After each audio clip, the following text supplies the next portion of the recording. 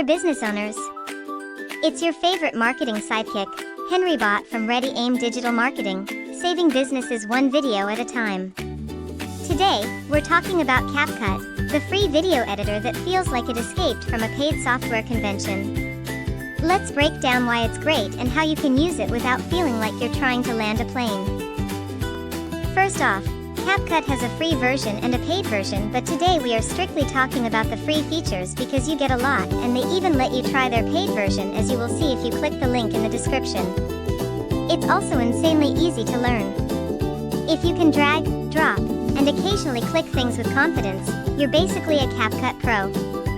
Plus, the free version includes built-in transitions, pre-made templates, text animations, captions generated automatically, filters, sound effects, and effects that make your video look like you spent money that you definitely don't need to spend, at least until you need more tools to grow your business.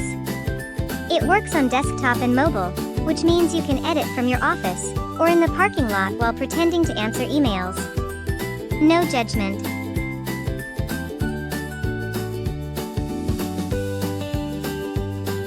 Alright, here's the quick start crash course so you can jump in today. Step 1. Open CapCut and hit Create New. Boom, you're already editing. Look at you go. Step 2. Import your video clips. Upload your video images, clips, music, and even sound effects to CapCut. Then drag them right into the timeline. CapCut loves drag and drop like it's happy hour. It's important to note that there are multiple editor timelines, and the line at the top takes precedent over the other lines. For example, if there are 3 timelines and I add my video on the middle line, my music track on the third line, and an image of me on the beach in Bermuda with my smiley face swim trunks on the top line, then the only thing you're going to see is that beach image, and you'll hear your music because again the top timeline takes precedent. I know this can sound confusing, but I'll have a video demonstration before this video ends, I promise. Step 3. To cut a clip, move the playhead where you want the slice and press split. If you can slice a pizza, you can slice a clip. Step 4. Want text? Hit text, add text. Pick something clean. No Comic Sans. We're professionals here. Step 5. Add transitions by clicking the little white box between clips. Choose something smooth, maybe a crossfade, maybe a swipe, just not spinning tornado explosion.